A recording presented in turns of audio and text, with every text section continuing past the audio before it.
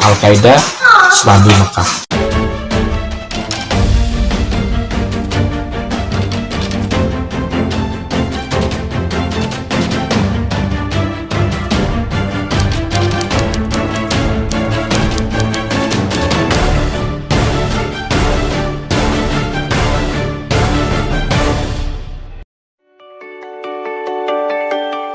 Sebelum kami tertangkap, kami ini sudah punya perasaan yang tidak enak gitu. Karena pertama, saya mendapatkan SMS dari istri saya, dan SMS itu kemudian di forward, di copy paste, dikirimkan lagi ke HP saya. Waktu itu isi ancamannya adalah dari FPI Aceh, yaitu Yusuf Kordowi, dan dia akan melaporkan pelatihan kami yang ada di Aceh. Sofian Sauri ini secara organisasi tidak pernah beririsan dengan Sodapu, tidak pernah menjadi kelompok itu. Baik ketika saya duluan di MMI, nggak ada yang namanya Sofian Sauri. Ketika saya di JAT, nggak ada yang namanya Sofian Sauri, ya kan, nggak ada. Tapi memang ada sama-sama dalam beraktivitas. Mungkin karena latar belakang. Karena tidak mendapatkan izin daripada ulama-ulama Aceh, dan kami akan melaporkan ke aparat keamanan. Jadi kami sudah diancam pada saat itu, dan saya sempat menunjukkan SMS itu kepada Yudi Julfahri gitu untuk mempertimbangkan. Ini kayaknya sepertinya Sukordowi sudah nggak beres ini. Gitu. Akhirnya oke lah, nanti kita selesaikan satu persatu gitu. Nggak cuma itu saja, Abu Rimba juga memberitahu saya bahwa dia juga ditelepon oleh Sukordowi bahwa mereka akan melaporkan tempat pelatihan saya yang ada di Janto Aceh gitu, dan juga satu lagi di Samalanga pada saat tersangka ini. Akhirnya alhamdulillah dia istilahnya sadar, kemudian mau membantu dalam pengungkapan. Ini ke saya ya, bilang ke saya, pengungkapan atau supaya menyelesaikan masalah latihan militer di Aceh. Termasuk saya kasih dasar-dasar kenapa tidak. Jadi kami pada waktu itu sudah mempunyai perasaan yang tidak enak gitu, bahwa ini akan terjadi ada apa-apa gitu.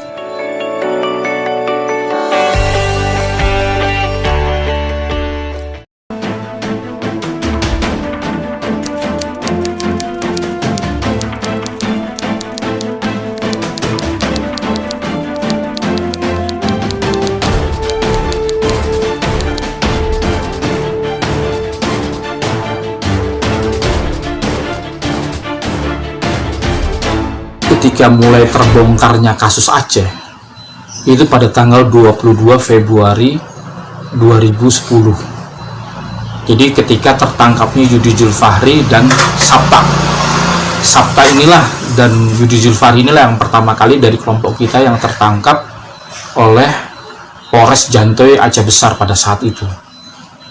Nah, mulailah nama saya sudah mulai tersebut di sana. Dan sejak itulah saya mulai menjadi DPO. Karena selalu yang ditanyakan oleh aparat keamanan pada saat itu, waktu itu belum sampai ke Densus 88, senjatanya dari siapa saja? Artinya senjatanya dari mana? Saya ini kan tertangkap tanggal 6 Maret 2010. Sementara sebelum saya pada kasus Aceh itu di Jantoy, itu sudah ada 18 orang yang ditangkap sejak tanggal 27 Februari sampai 27 Februari, lalu sampai tanggal berikutnya gitu, sampai sebelum tanggal 6 gitu, ada 18 ikhwan yang tertangkap. Nah, ini kan banyak sekali tuduhan saya ini intel dan sebagainya. Nih, antum yang tahu pada saat kejadian antum dipanggil oleh Densus 88 ke Aceh untuk menyadarkan ikhwan-ikhwan, ini bagaimana klarifikasi? Ya, jadi begini. Untuk menambahi pertanyaan sampean supaya nggak ujuk-ujuk, saya sampaikan bahwa diantaranya yang mengkampanyekan kemudian hari kalimat deradikalisasi itu adalah saya. Sejak saya ditangkap, kemudian sepakat sama tim investigasi Bom Bali Mabes Polri untuk deradikalisasi ke depannya.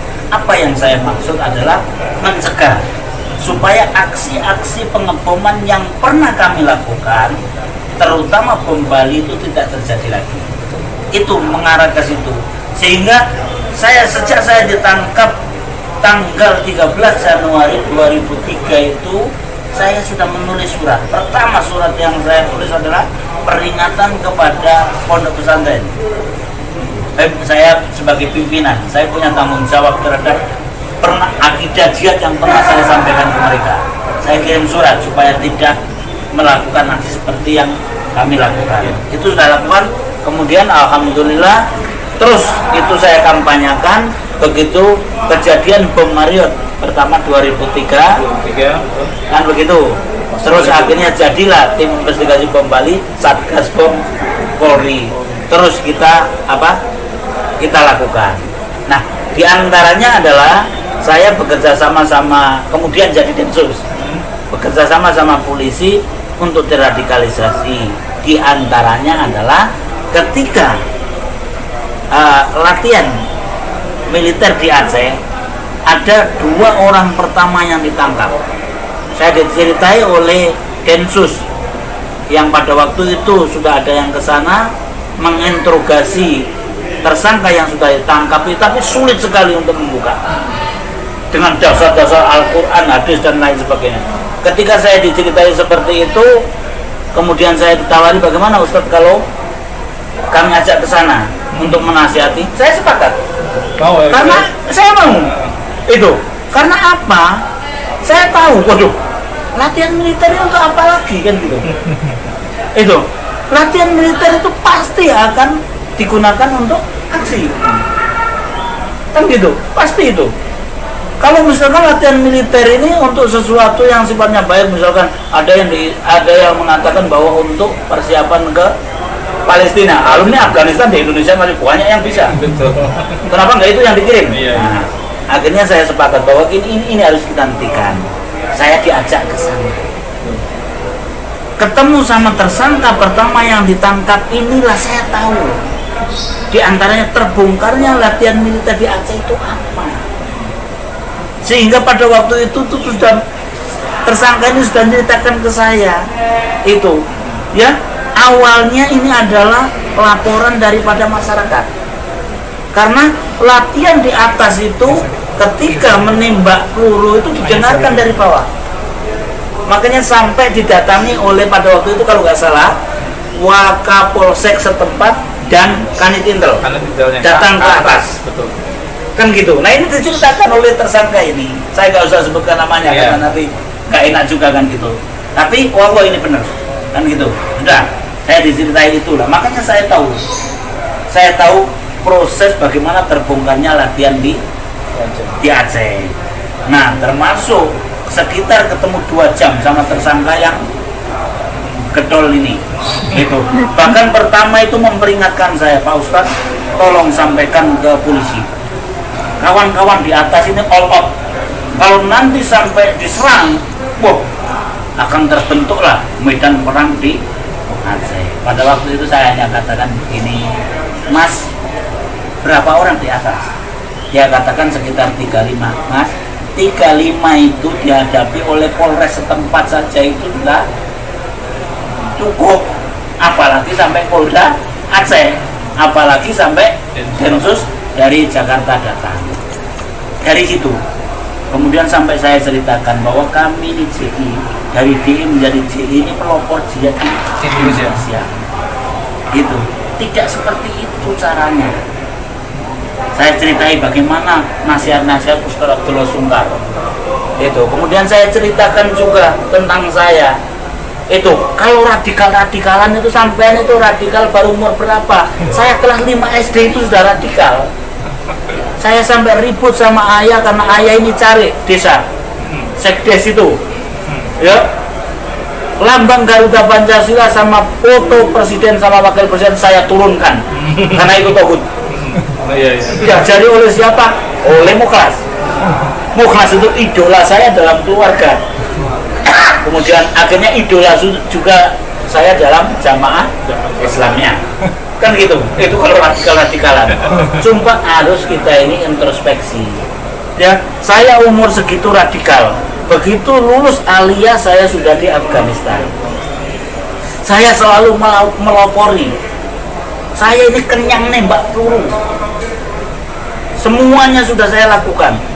Ya, ketika saya 96 datang, belum ada pembolehan dari Jamaah Islamiyah untuk memulai iqdad mengumpulkan senjata, mengumpulkan bom, saya sudah inisiatif sendiri. Kan gitu. Bahkan saya mempraktekkan penggunaan racun-racun itu di rumah saya gitu. Semuanya sudah saya praktekkan. Kan begitu. Kemudian begitu akhirnya kami terlibat, ya,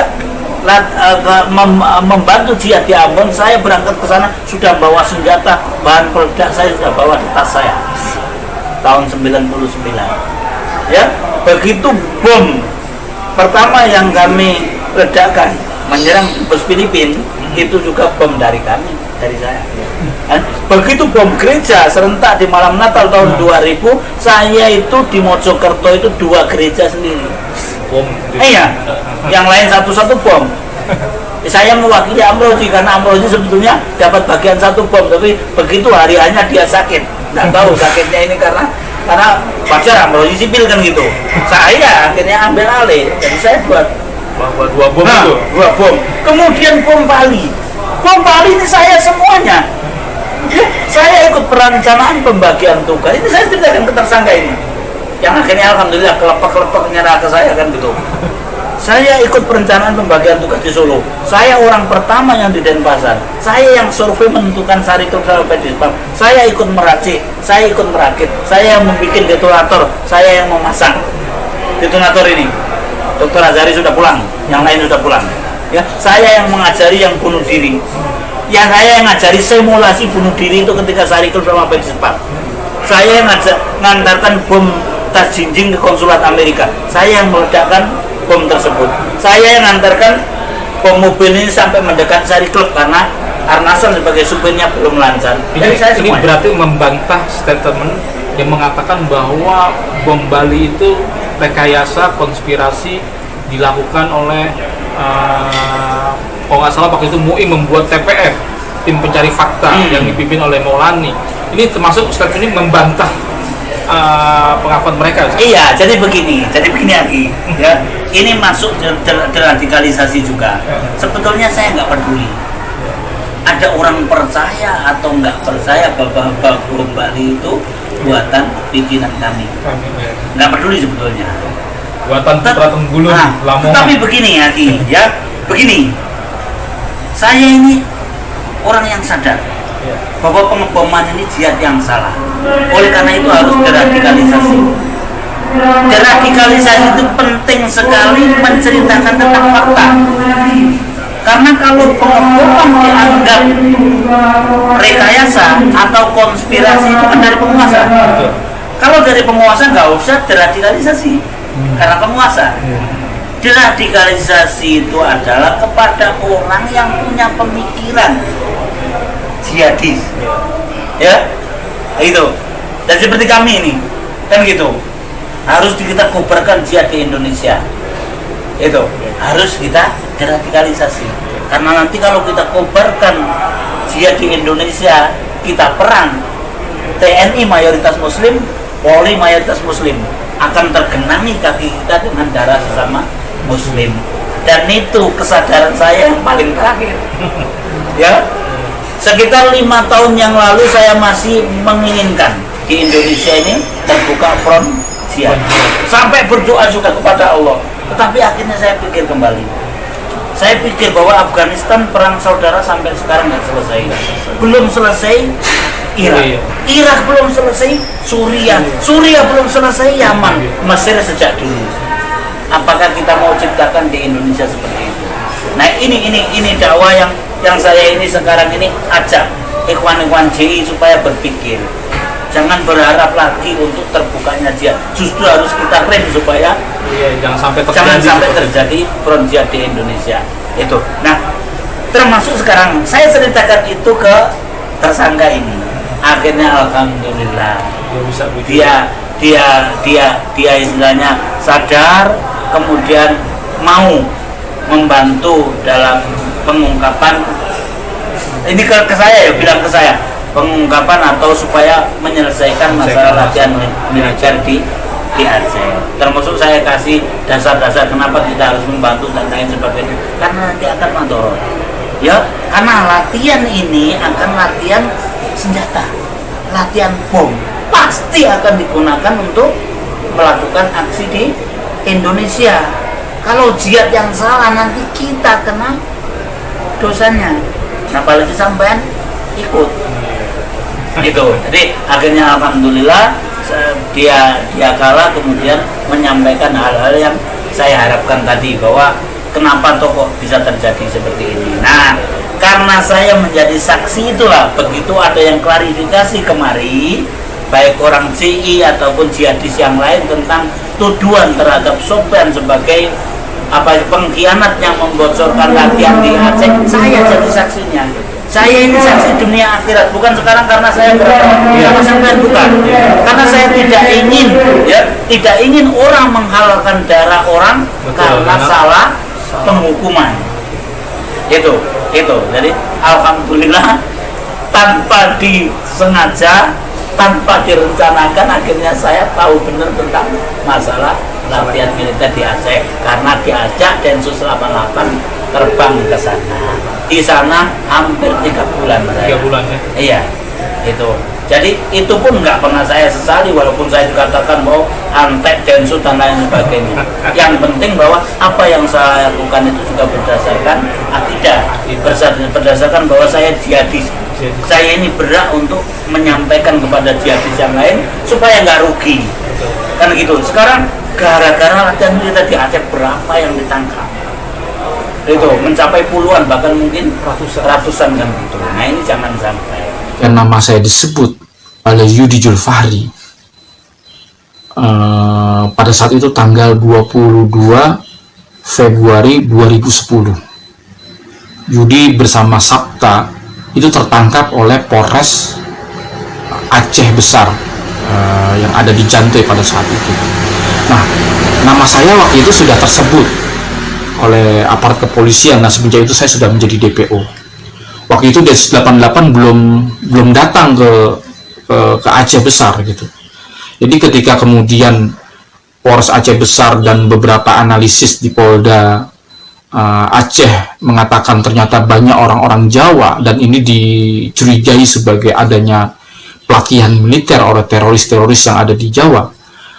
Di situ disebut ada Mang Jaja, ada Dul Matin, lalu ada beberapa DPO, Rizkartan dan J. Mariot. Sejak itulah Densus 88 langsung turun ke Aceh Besar pada saat itu. Dan mulailah nama saya disebut sebagai pemasok atau penyuplai senjata utama pada saat itu.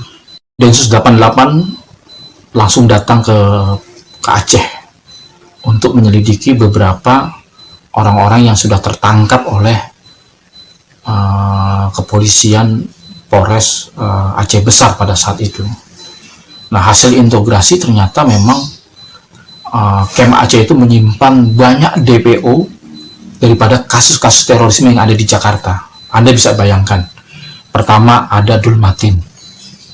Itu merupakan buronan bom Bali 1 yang kepalanya dihargai 10 juta US dollar. Anda bisa bayangkan. Kalau ada Dul Matin, pasti ada Omar Patek. Pasti ada Heru Kuncoro. Yang juga pada saat itu ketika bom Bali mereka lari kabur ke Filipina. Dan ternyata mereka sudah ada sejak 2006 dan 2007 sudah ada di Indonesia. Nah, inilah yang menarik yang membuat kemudian Densus 88 nafsu sekali untuk mengejar kami. Ternyata di sana juga ada donatur bom Australia, yaitu Mang Jaja. Jadi Mang Jaja itu sempat mengirimkan beberapa anak buahnya, diantaranya Rois, lalu juga beberapa uang untuk keperluan bom Australia pada saat itu. Dan bahkan para DPO Rizkatan dan J. Mariot, yaitu si Bayu Seno dan juga Pandu Wicaksono, yang juga pada saat itu menjadi DPO Rizkatan dan J. Mariot 2009, itu juga ada di sana. Ada Ustadz Ubed, ada Abu Tolut, ya kan? Bahkan sempat dinyatakan bahwa Ustadz Abu Bakar Ba'asyir terlibat gitu, karena banyaknya para DPO teroris ini ke Aceh semua. Jadi memang pada saat itu kita memang akan deklarasi yang namanya Al-Qaeda, yang mana ini sudah mendapatkan persetujuan dari Syekh Osama, saya dengar begitu, dan dia merekomendasikan dan menyetujui adanya Al-Qaeda untuk Asia Tenggara. Dengan Al-Qaeda Serambi Mekah. Setelah camp pertama digerebek oleh Densus 88, ternyata saya juga, mereka mendapatkan kabar saya ada di Samalanga, yaitu di daerah Biren. Memang pada saat itu saya ada kerjasama dengan beberapa kelompok gang, masih anak buahnya, masih anggota jaringannya Bang Sanjay, jaringannya Abu Radak yang kemarin belum lama terbunuh di daerah Pringgading. Saya ketemulah dengan Bang Sanjay dan kemudian saya dikasih lahan tempat untuk camp militer.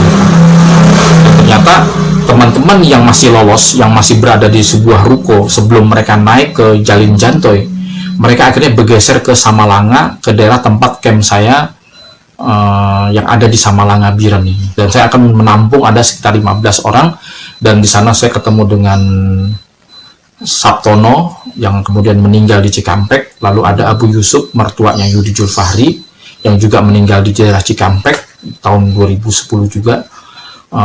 Dan dari sekian ada Reza Sungkar yang juga lari ke sana. Pada waktu itu mereka diantar oleh Agam Fitriadi, mahasiswa IPDN, lulusan IPDN Sumedang. Nah, saat itulah mereka menuju masuk ke daerah Samalanga. Jadi kami dengar bahwa ada anggota BRIMOB, beberapa kepolisian yang mendekati camp kami. Jadi memang kami udah menaruh mata-mata intelijen kami, ikhwan-ikhwan itu ada di perbatasan desa. Lalu mereka melaporkan ada aparat yang mendekati ke camp kami. Akhirnya kami lolos. Saya bagaimana berusaha melarikan diri. Akhirnya ada kami punya senjata AK-47, 2 pucuk AK lipat. Kemudian ada M16, lalu ada beberapa pucuk pistol revolver yang ada di situ. Kami kubur dulu, kami rimbun di tempat-tempat yang aman menurut kami pada saat itu. Dan kemudian saya akhirnya keluar sedikit demi sedikit. Dan ternyata ketika saya keluar, saya dapat jalan, ketemu ada mobil polisi ceritanya. Wah, akhirnya kami mundur. Waktu itu kami bertiga, ya, almarhum Maulana, lalu kemudian ada satu lagi, Taufik kalau tidak salah, anak buah saya, anak Sibli Aceh, lalu bersama satu lagi saya sendiri. Akhirnya kami ketemu, wah, ada mobil polisi. Akhirnya kami mundur lagi. Akhirnya kami cari jalan lain yang tidak ada polisinya, lalu kami ketemu jalan. Akhirnya kami bisa tembus di daerah Jalan Raya pada saat itu. Di Jalan Raya itulah kemudian saya menyalakan HP saya dan saya mencoba telepon kepada istri saya agar siap-siap kita ketemuan di Lok Semawe, karena waktu itu ada sekitar 3 atau 4 jam dari Biren ke Lok Semawe, ya, ada beberapa jam lah, 2 jam atau 3 jam, tapi ternyata kita gagal. Saya mengubah janjian untuk mengelabui aparat keamanan, dan akhirnya saya minta kepada istri saya untuk menemui di terminal Langsa di Aceh Timur pada saat itu. Sebetulnya Densus 88 itu sudah punya foto saya, karena saya pada waktu itu juga sedang dicari-cari oleh Polda Kalimantan Timur karena menjual 2 pucuk senjata api. Jadi saat itu saya sudah DPO juga Polda Kalimantan Timur, tapi kemudian Polda Kalimantan Timur itu balik lagi ke Kalimantan Timur karena sudah dihandle dan di backup oleh Mabes Polri, karena ini ada kaitan dengan masalah terorisme. Akhirnya Polda Kalimantan Timur tuh pulang dia ke daerahnya, dan kemudian ini jadi DPO pencarian daripada Densus 88. Makanya mereka sedang menunggu-nunggu saya pada saat itu gitu, dan kebetulan mereka akhirnya ke Aceh untuk menangkap saya pada saat itu. Saya bertemu dengan istri saya di Aceh Timur karena istri saya orang Aceh Sigli. Kemudian kami janjian, lalu kami bertemu dengan almarhum Maulana pada saat itu, yang kita juga menginap di hotel yang sama gitu. Dia memberikan saya uang sekitar 250.000. Lalu saya juga meminta kepada Pak Yono, itu anak buah saya yang ada di Jakarta, untuk mentransfer uang sekitar 1 juta ke ke rekening saya. Waktu itu saya punya rekening BRI dan saya selalu bawa, dan saya akan ambil uang itu kalau saya ada keperluan pada saat itu. Akhirnya saya bilang kepada Maulana, dia bilang, almarhum, insya Allah kalau memang kita masih ada umur ya kita ketemu lagi. Dan saya waktu itu mulai menyadari kalau ada umur kayaknya beliau bakal kenapa-napa nih gitu, karena agak-agak aneh saja. Dan ternyata betul, beberapa bulan kemudian dia tertembak oleh Densus 88 di Cawang sekitar bulan tanggal 13 Juni 2010 di Cawang, Jakarta Timur. Nah, saat itu saya ke Medan mencari tiket menaiki bis ya, PM Toh atau apa yang ke Jakarta. Akhirnya saya mengadakan perjalanan di Medan. Saya sempat membuka HP, lalu kemudian saya masuk ke daerah Riau, Pekanbaru, lalu masuk ke daerah juga di daerah Palembang. Ternyata ketika saya tertangkap itu Densus cerita, ketika kami amati trafficking nomor telepon yang kami sadap, kata Densus 88, kami tahu antum pasti lari ke Jakarta, Ustaz. Makanya kami ikuti. Kami sudah mau tangkap kamu di Medan, tapi biar aja, ini akan di Jakarta. Jadi kata Densus 88, dia akan tangkap kami di Jakarta gitu. Ternyata memang kata mereka sempat hilang. Nah, kata trafficking memang nomor telepon nggak saya aktifkan 24 jam, tidak gitu. Saya cuma masuk ketika saya ingin mencari berita-berita saja, melihat kondisi teman-teman, lalu saya matikan lagi, baterainya saya lepas. Karena dulu kami punya anggapan kalau hanya terpasang baterai kami masih bisa disadap, makanya kami buka baterainya, kami ambil nomornya, jadi kami tidak tersadap. Dan ternyata itu memang efektif gitu. Mereka kehilangan nomor saya, dan ketika itu saya mulai muncul ada di Jakarta. Nah, kesalahan saya pada saat itu adalah HP saya tidak pernah ganti. Itulah yang menyebabkan saya ketahuan. Nomor ganti-ganti. Maka ketika Densus menangkap saya, itu ada beberapa nomor sampai ada mungkin 30 kartu nomor yang baru yang saya gonta-ganti itu. Jadi setiap saya pakai, saya kumpulkan gitu, itu ada sampai 30, dan sampai waktu itu Densus ketangkap geleng-geleng, wah ternyata sampai ganti-ganti nomor seperti itu. Tapi karena modus operandi kita ini sudah dibaca oleh Densus 88, dari 88 tidak kesulitan lagi untuk menangkap kami. Singkat cerita, saya ada sekitar memang 1 bulan menjadi DPO Densus 88 pada saat itu, dan kita memang bermain kucing-kucingan sampai kemudian saya sampai di Jakarta. Lalu saya pertama kali tempat yang saya datangi itu adalah ke daerah Depok Timur, yaitu ke rumah Baim. Dan sengaja saya tidak telepon dahulu, dadakan. Saya datang sampai jam 3 malam menjelang subuh, karena sampai jam 2 malam saya sudah sampai di Jakarta. Di Jakarta saya turun di daerah Rawamangun, itu jam 2 malam, dan saya naik taksi. Dan dari naik taksi tersebutlah saya menuju ke daerah Depok Timur. Saya tidak pulang ke rumah, tapi saya langsung menuju ke Aceh Timur, karena saya tahu Densus 88 itu sudah mencari saya. Bahkan kata ibu saya, rumah itu sering kali didatangi oleh orang-orang nggak jelas. Ternyata betul Densus 88 itu menginap di depan rumah saya. Jadi rumah orang tua saya itu ada semacam wisma itu dikontrakkan. Ternyata percis di depan rumah saya itu ada wisma tinggi lantai 3, dan mereka sudah pasang kamera, sudah menyadap nomor telepon kami, orang tua kami, dan ternyata betul ya. Jadi saya pada waktu itu sudah dikepung di mana-mana dan sudah ditaruh orang-orang. Bahkan sampai ada satpam yang menjaga perumahan di dekat rumah saya itu sering didatangi Densus, dan mereka dikasih uang.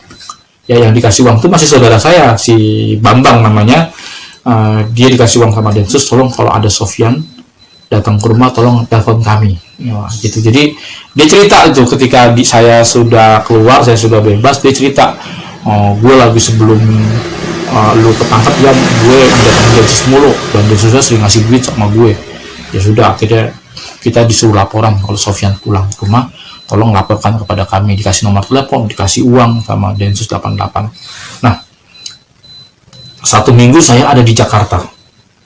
Saya nginap, tapi karena saya juga udah merasa ada firasat saya bahkan akan ditangkap ya, karena pada waktu itu sampai di Jakarta saya mendengar ada kontak senjata di di Aceh Timur sejak tanggal 28 29 Februari sampai awal ternyata itu kejadian di Langkebu. Jadi pada saat itu kondisinya sangat menyeramkan ya, karena saya sudah mulai merasa nggak enak karena HP saya ini tiba-tiba suka mati sendiri, tiba-tiba suka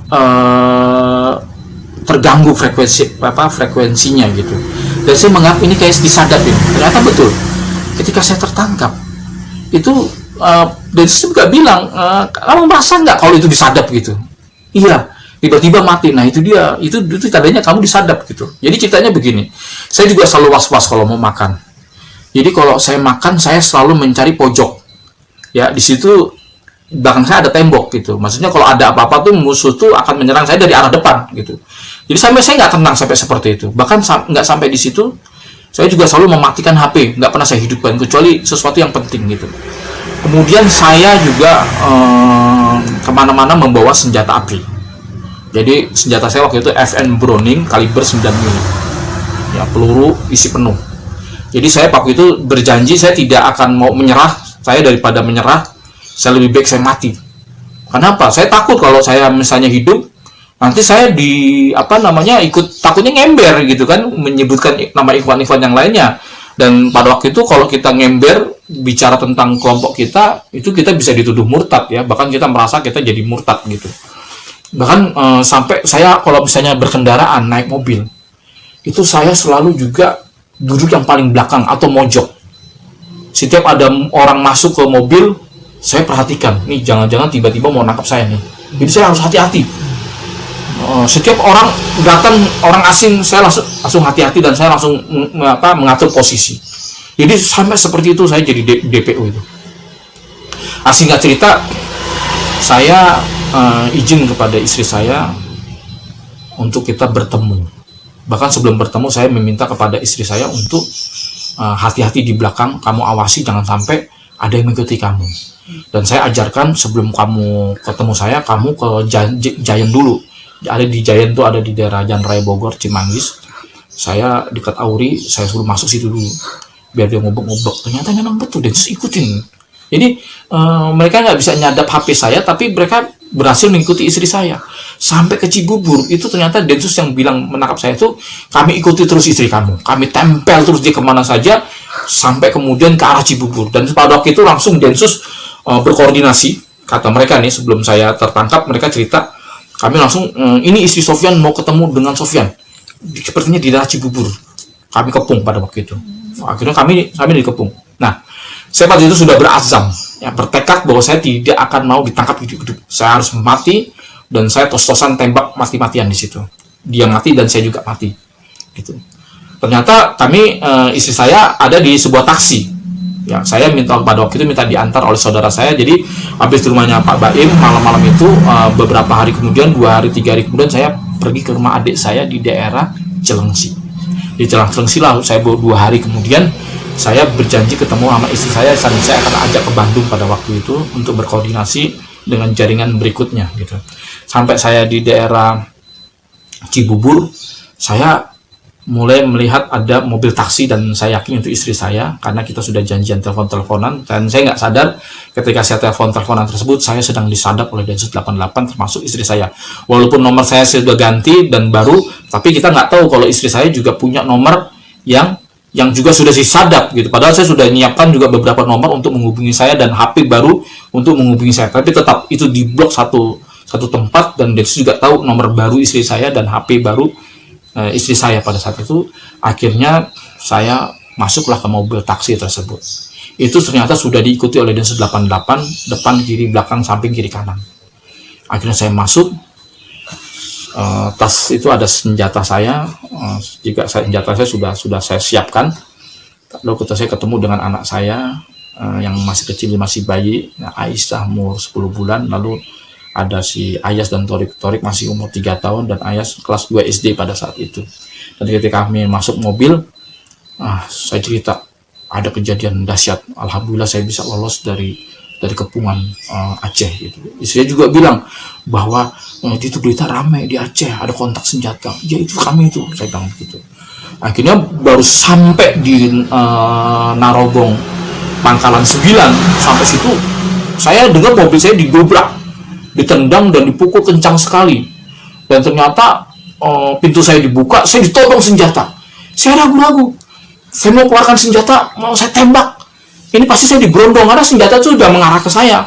Di kiri saya ada istri saya, ada anak saya juga lagi gendong anak saya yang umur 3 tahun. Akhirnya saya bingung, ini saya balas atau tidak. Akhirnya saya spontan, saya ngambil tindakan tegas, saya langsung angkat tangan, dan ketika itu saya jatuh dan bunyi tembakan di mana-mana, dar.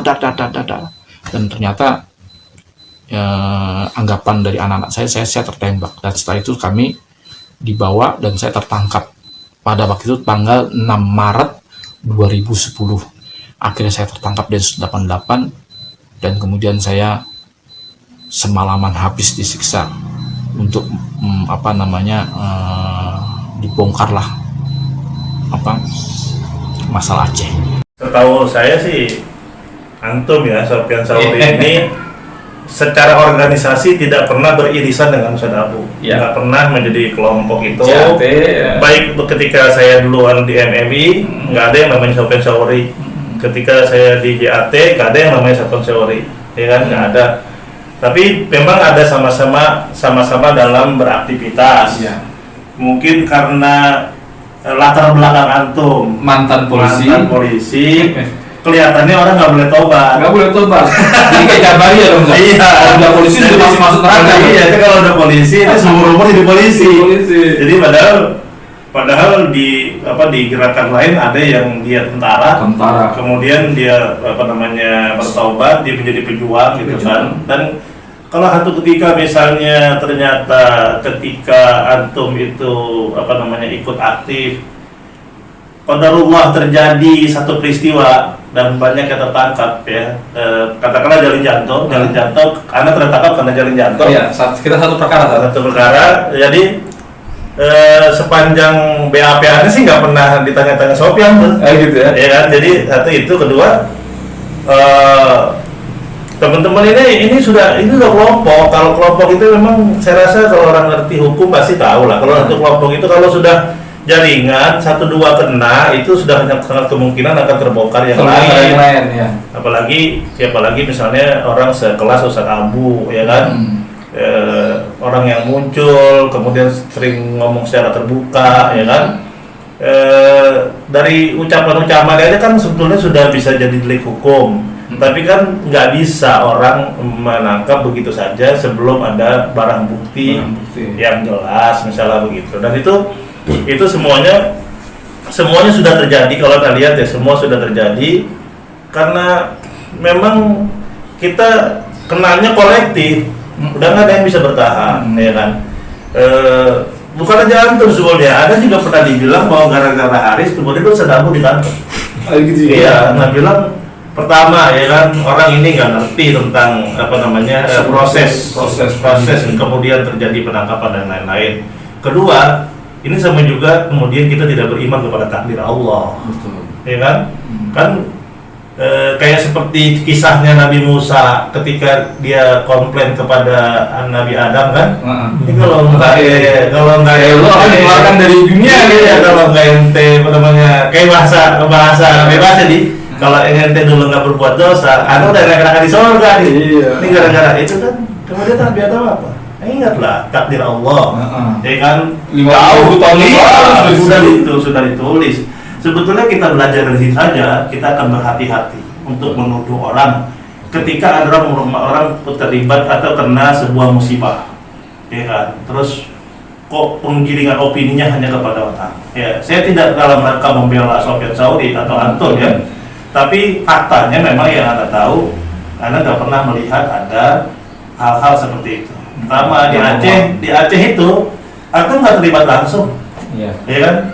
Nggak terlibat langsung. Jadi dan itu tadi sudah banyak ya orang-orang yang ditangkap ya kan. Salah satu orang 2 orang yang sudah bicara itu sudah menjadi hal yang sudah kalau dalam proses hukum ya, 2 orang sudah bicara itu sudah boleh ngembek. Iya, sudah boleh jadi bikin surat penangkapan kan. Ini orang udah sebut 2 kali penangkap gitu kan. Jadi saya rasa seperti itu ya kan ya. Inilah pertama ini para aktivis lah semua ini kan di dunia maya semua ya di sosial. sudahlah berhenti untuk ghibah, ya kan? Supaya apa? Supaya nanti nggak jadi orang bangkrut di akhirat. Betul. Karena banyak tuduhan-tuduhan tanpa Iya, tuduhan-tuduhan tanpa bukti. Kita ngomong ke orang lain harus berakhlak, tapi kalau kita nggak ada akhlak yang sama muslim, akhlak kita terhadap saudaranya.